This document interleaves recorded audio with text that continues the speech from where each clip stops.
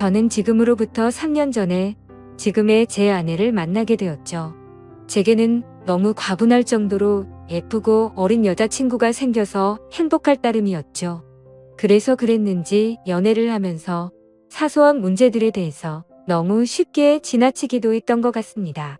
여자들이 남자들보다는 정신연령이 더 높고 어른스럽다고 말들은 하지만 확실히 9살이 어린 여자친구는 어리다는 느낌이 종종 들었었죠. 사회 경험이 없어서 그런 건지 돈에 대한 개념도 없는지 제 신용카드를 줬는데 적게는 최소 200만 원에서 많이 쓸 때는 1000만 원 가까이 쓴 적도 있었습니다.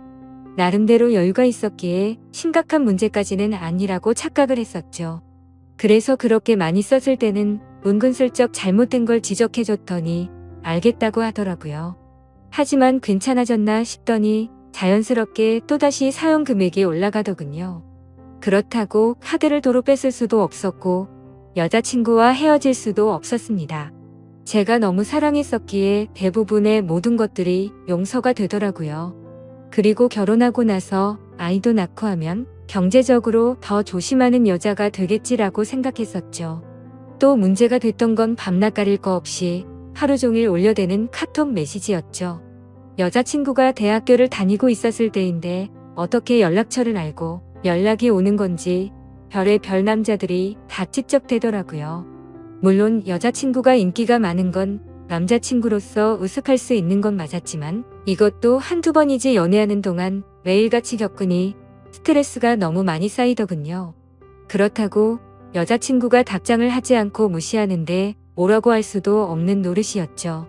하지만 나중에 다시 언급되겠지만 결혼을 하고 나서 이 문제로 인해서 결국에는 큰 문제가 생겨버리고 말았습니다. 아내와 저는 사소한 문제들을 뒤로하고 1년 동안의 연애를 하고서 여자친구에게 프로포즈를 했습니다. 예상대로 여자친구도 저와의 결혼을 받아주었고 양가 어른들을 만나 뵙고 인사를 하려고 상견례를 잡았죠. 그리고 그날 처음으로 마주한 장모님의 모습에 기겁을 할 수밖에 없었습니다. 솔직히 충격 그 자체였었죠. 어느 누가 장모님을 그렇게 생각할까 싶었는데 저희 부모님도 저와 마찬가지로 놀라신 듯한 표정으로 쳐다보고 계시더라고요. 당황스러운 상황을 뒤로하고 식사를 하면서 이야기를 들어보니 장모님이 어린 나이에 철이 없으실 때 제 여자친구를 낳게 되셨고 저와의 나이 차이가 겨우 11살 밖에 나지 않더군요. 제게 있어서 아내와 장모님 나이 차이가 위나 아래로나 별로 차이가 나지 않는 거였습니다. 하지만 장모님과 저를 놓고서 겉으로 보면 제가 오히려 더 나이가 많아 보일 정도였습니다. 그동안 여자친구가 왜 이렇게 예쁘고 동안인가 했더니 어머니를 닮아서 그랬던 거구나 싶더군요. 그렇게 상견례 자리는 서로가 기분 좋게 이야기는 오고 갔지만 장모님께서는 내심 걱정이 많이 되셨던 것 같더라고요.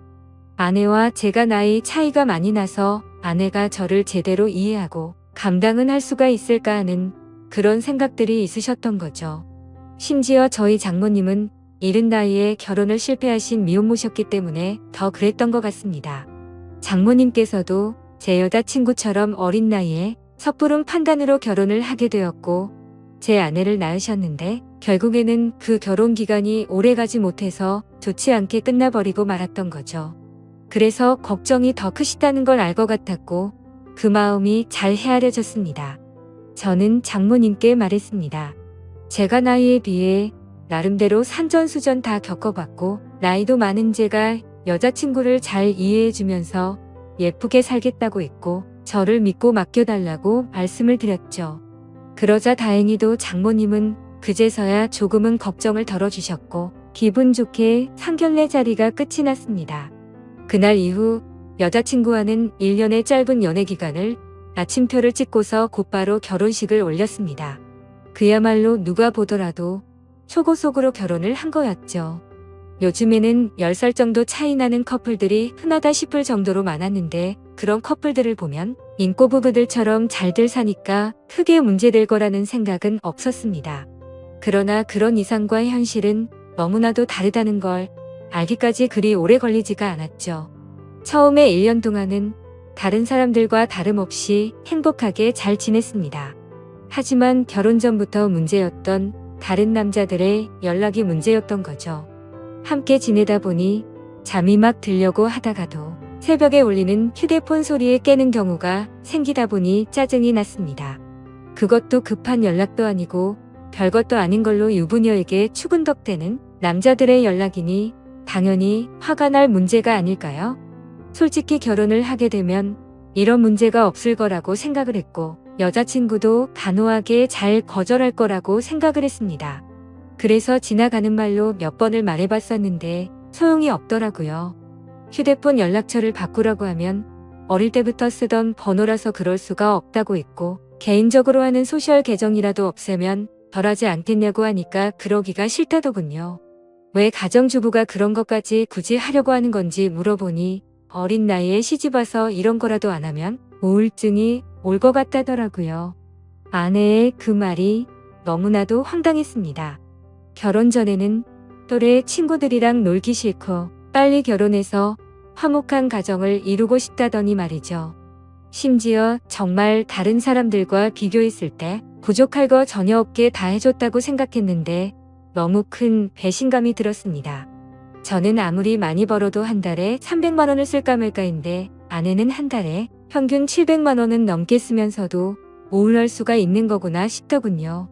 그래서 그냥 사소한 다툼으로 문제를 키우기 싫어서 그냥 넘어가려고 마음을 먹었습니다. 그나마 바람이라도 피지 않는 게 어디겠냐? 라며 생각을 하고 참았었는데 제가 너무 멍청했던 거죠. 그날 이후로 평소와 다름없이 지내던 중 회사 미팅으로 인해서 백화점을 갔던 날 결국 사건이 터지고 말았습니다.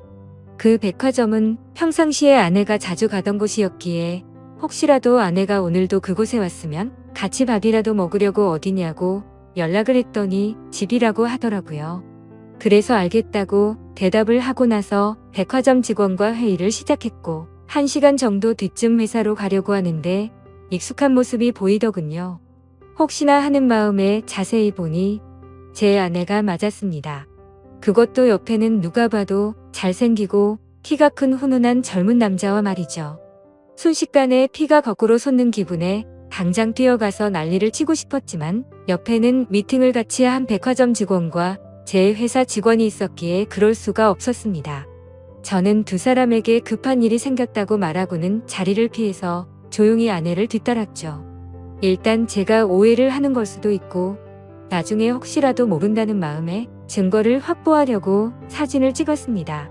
제발 제가 착각하는 거라고 믿고 싶었지만 그런 바람은 이루어지지가 않더군요. 잠깐 동안 따라다녔지만 마치 연인처럼 팔짱을 끼는가 하며 남자 신발부터 시작해서 화장품이며 옷을 사서는 죄다 그 남자에게 선물을 하고 있더라고요. 그것도 제가 열심히 일해서 번 돈으로 말이죠. 그동안 제 것을 종종 사왔기에 카드 내역을 보면서도 단 한 번도 의심을 해본 적이 없었습니다. 그렇게 아내와 그 남자는 백화점 쇼핑을 마치더니 겁을 상실해버린 건지 너무나도 자연스럽게 팔짱을 낀 채로 엘리베이터로 향하더군요. 솔직히 그때 많은 고민을 했습니다. 분노가 머리끝까지 치밀어 올라서 당장 달려가서 난리를 칠까도 생각했지만 이혼을 해야겠다라는 생각이 들었기에 억지로 참으면서 따라갔습니다. 다행인지 아닌 건지는 참 모르겠지만 그 둘은 다른 연인들처럼 데이트를 하는 것 같더니 밥을 먹고서 각자 헤어지더군요. 아내가 집으로 들어가는 걸 확인하고 나서 차에 앉아서 한참 동안을 고민했습니다. 증거가 충분하지 않은 마당에 지금 모든 걸 밝혀버릴지 아니면 무조건 이혼한다는 생각으로 확실한 증거를 수집할지 말이죠. 그런데 그런 증거를 수집하는 걸 상상만 해도 정신이 나갈 것 같더라고요. 결국 도저히 이대로는 참을 수가 없어서 곧바로 집으로 들어가서 아내를 불렀습니다. 무표정으로 차분한 목소리로 부르는 게 이상하다는 걸 눈치챘는지 아내는 제 눈치를 살피더군요.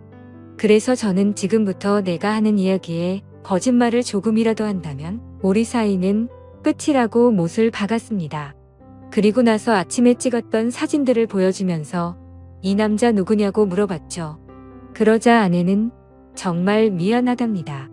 그런데 생각하는 그런 오해할 짓은 절대로 하지 않았다고 하더군요. 그동안 아내는 집에서 가정주부로 살면 마냥 행복할 줄만 알았답니다. 그런데 집에서만 지내다 보니 너무 우울증이 심해졌고 그러다가 메시지를 주던 한 남자와 이야기를 했답니다. 결국 그러다 호감이 가서 연락을 주고받았지만 오늘 만난 게 두 번째였고 그 남자와 아무런 일도 없었다고 하더라고요. 솔직히 그 말이 믿고는 싶었지만 바보같이 온전히 다 믿을 수가 없어서 말했습니다. 너는 겨우 두 번 만난 사람한테 저런 명품들은 선물하냐고 물어봤죠. 그러자 아내는 자신이 너무 돈에 대해서 별다른 생각이 없었던 것 같았다고 하더군요. 그냥 아무런 생각도 없이 선물을 해준 건데 지금 생각해보니 제정신이 아니었던 것 같답니다. 저는 그래서 단호하게 무표정으로 대답을 했죠. 이미 우리는 신뢰가 깨져서 예전처럼 믿고 지낼 수가 없을 것 같다고 말했고 이혼하자고 했습니다. 그제서야 아내는 상황의 심각성을 깨달았는지 울면서 말했죠. 거짓말 없이 전부 솔직하게 말했는데 왜 그러는 거냐며 두 번 다시는 이런 일 없을 테니까 한 번만 용서해달라고 했고 제 바램대로 개인 소셜 계정도 지울 거고 연락처도 다 바꿔버린다고 하더군요. 그리고 카드도 사용하면 오해할 일 없게 카드 내역 전부 보라고 하면서 울더라고요. 솔직히 너무 많이 사랑했었기 때문에 이혼을 한 번도 생각조차 못 해본 터라 저도 너무 당황스러웠습니다. 그래서 어떻게 하는 게 맞을지 한참을 고민하다가 아내의 눈물에 마음이 약해져서 결국 용서를 해주게 되었죠. 그래도 그날부터는 많은 부분들이 달라지기 시작했습니다. 아내는 약속했듯이 번호도 바꾸고 소셜 계정도 지워버렸고 지나친 카드 사용도 줄어들었죠. 그리고 우울한 마음을 없애고 요리를 배울 거라며 장모님 댁을 자주 왕래하더라고요. 하지만 그런 모습에도 불구하고 제 깊숙이 자리 잡은 의심은 절대로 사라지지가 않았습니다. 아내의 말대로 장모님 댁을 가는 게 맞는지 몰래 따라가 본 것도 수차례였으니 말이죠. 아무튼 그렇게 겉으로는 아무렇지 않은 척 생활을 하던 중 아내는 임신을 하게 되었습니다. 그 소식을 듣고부터는 아내에 대한 의심도 많이 줄어들었던 것 같고 예전처럼 아낌없이 잘 대해줬죠.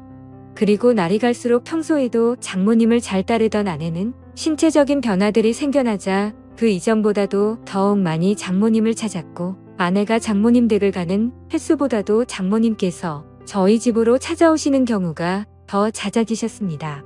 저희 집과 장모님 댁은 대중교통을 이용하게 되면 비교적으로 가까운 거리여서 장모님은 이른 아침에 저희 집으로 찾아오셔서 제 저녁까지 챙겨주셨습니다. 뭔가 기분이 참 묘하더라고요. 무슨 미모의 여배우가 와서 밥을 차려주는 기분인데 장모님은 음식 솜씨도 너무 훌륭하셨죠. 저는 그렇게까지 해주시는 장모님을 보면서 늘 감사했습니다. 그렇게 하루하루를 지내다 보니 아내가 임신 8개월이 넘었을 때부터 우리 부부는 갑자기 싸움이 잦아졌습니다. 제가 아내를 예전처럼 잘 대해줘서 그런 건지 아내의 본성이 다시 나오는 건가 싶은 그런 기분이었죠.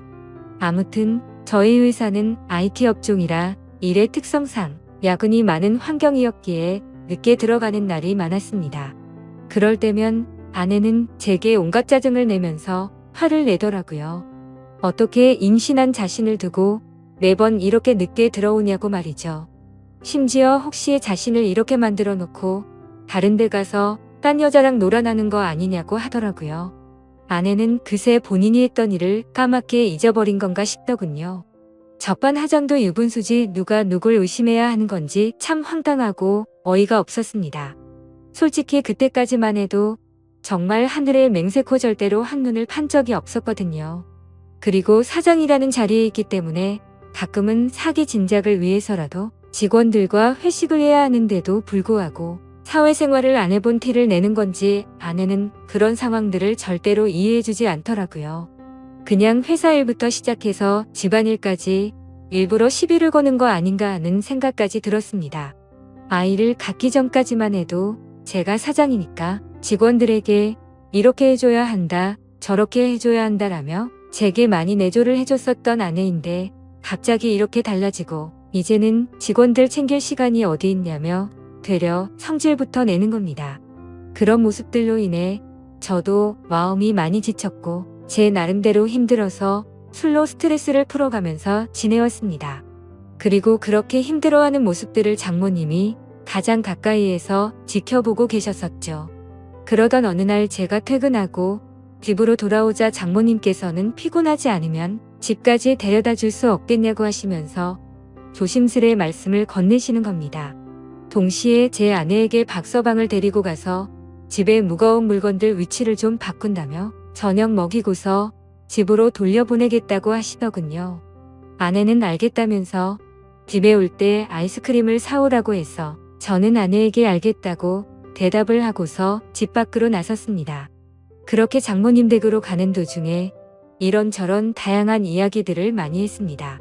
장모님께서는 제가 많이 힘들 것 같다면서 저를 위로해 주셨고 지금은 힘들더라도 나중에는 상황이 나아질 거라고 말을 해주시더라고요.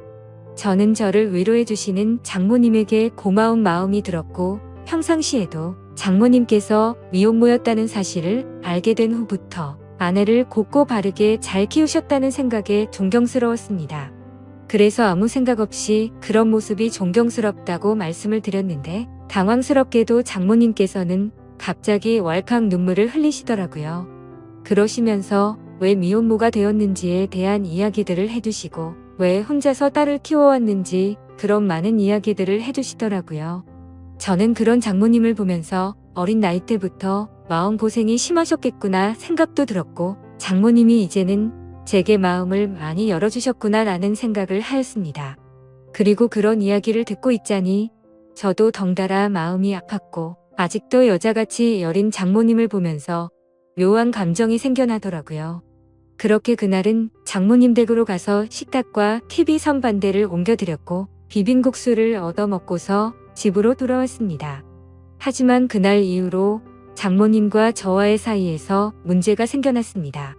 점심에 매일 밖에서 음식을 사서 챙겨 먹는 걸 말씀드렸는데 그런 저를 안쓰럽게 생각해 주셨는지 장모님은 매일같이 도시락을 직접 싸서 제게 가져다 주셨습니다.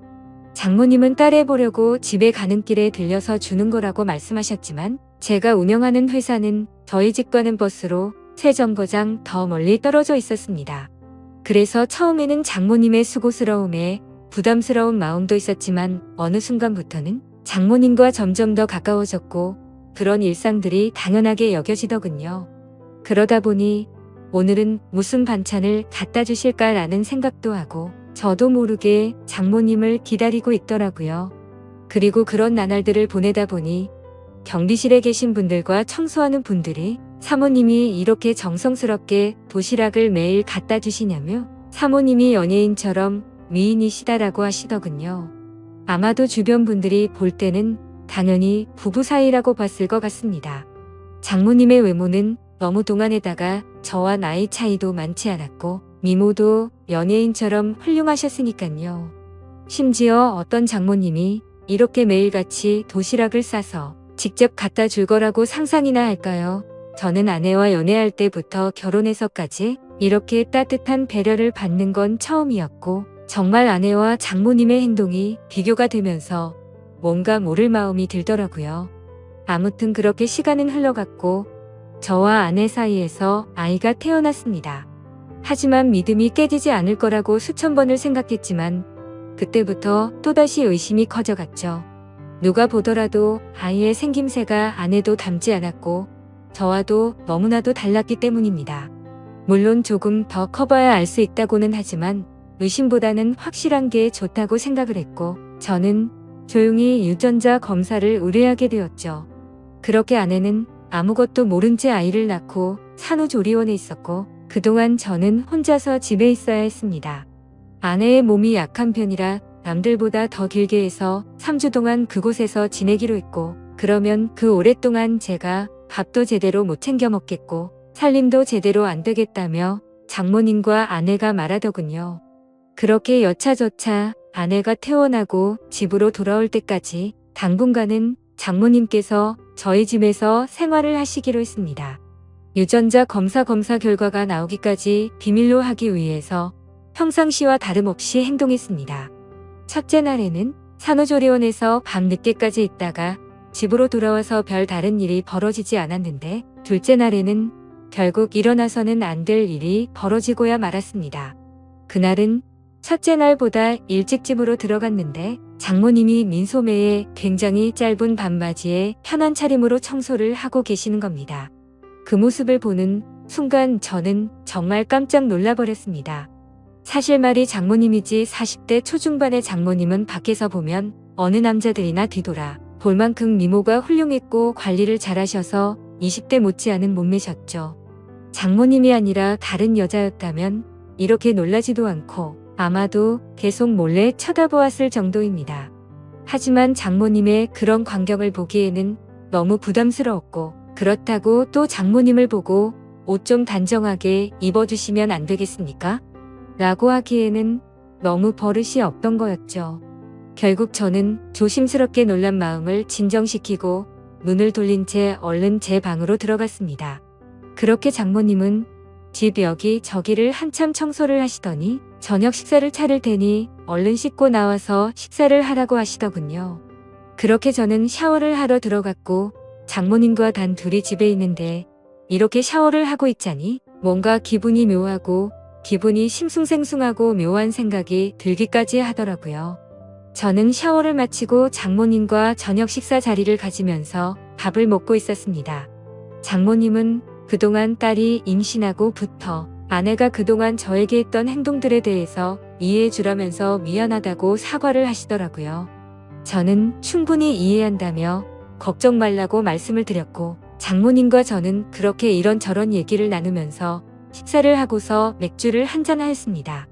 한 병이 두 병이 되고 두 병이 세 병이 되고 점점 마시다 보니 장모님과 저는 금세 술에 조금 취하게 되면서 그때 이미 저희 둘 사이에 아내의 존재는 서서히 흐려지기 시작했습니다.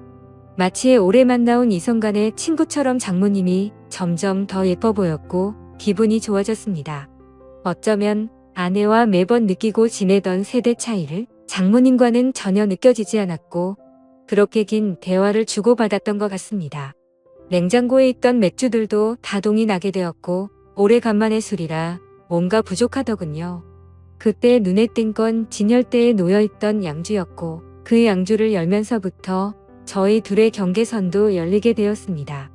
40대 초중반의 나이에 얼굴은 30대 못지않고 또 몸매는 20대도 부럽지 않을 만큼의 장모님은 누가 봐도 관리를 잘했기에 그동안 저도 몰래 키워왔던 제 마음이 저도 모르게 생겨나기 시작했습니다.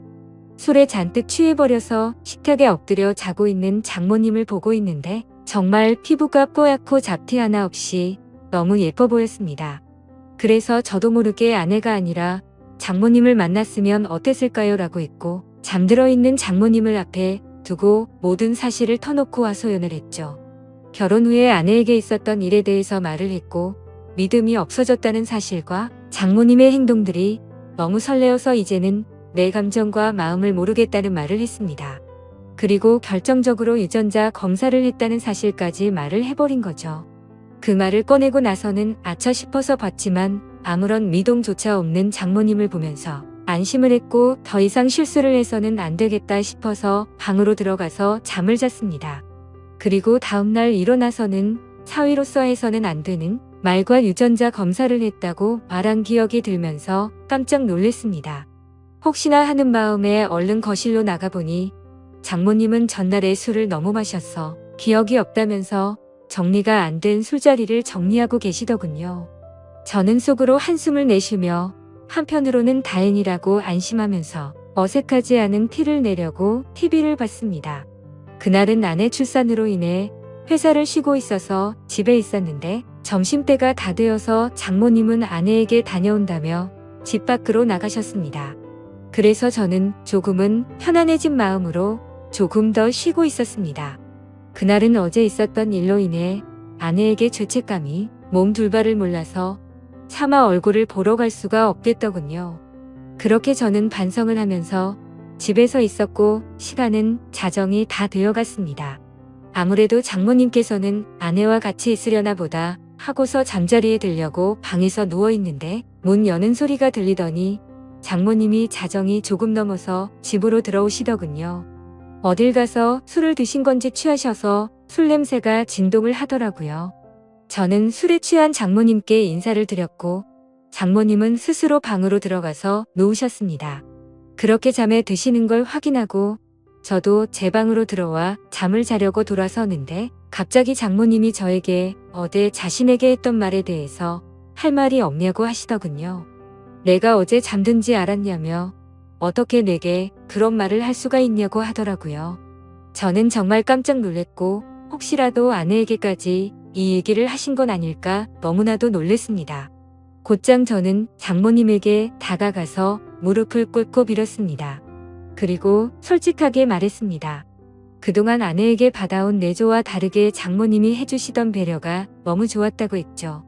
그리고 사람 감정이라는 게 제 마음대로 되는 것도 아니고 그저 술에 취해서 헛소리를 한 거라고 말했습니다. 더 이상 감정 키워나가는 일 없을 테니 걱정 말라고요. 그러자 장모님은 제 아내가 바람을 피운 내용에 대해 물어봐서 사실대로 다 말해줬고 유전자 검사 결과가 나오면 같이 확인을 해보자고 하시더군요.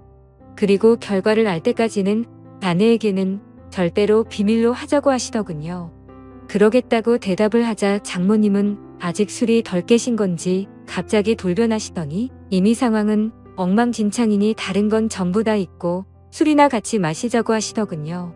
그래서 저도 도저히 맨정신으로 버티기엔 감당이 되지 않았고 양주를 거의 원샷 하다시피 마셨고 어제보다 더 많은 술을 마셨습니다. 그러던 중 장모님은 자신에게 느꼈던 감정이 진심이냐고 물어봤고 저는 장모님에게 그동안 느꼈던 고마움과 감정들에 대해서 솔직하게 말씀을 드렸죠. 그러자 장모님도 이런 감정은 처음 든다고 하시면서 딸애가 어쩌다 저렇게 된 건지 자신이 어릴 때 실수를 해서 자신의 청춘도 다 날리고 인생을 다 망친 것 같다면서 눈물을 흘리시더라고요. 갑작스러운 모습에 놀라서 얼른 눈물을 닦아드리고 다독여드리다 보니 또다시 묘한 기류가 흘러버렸죠.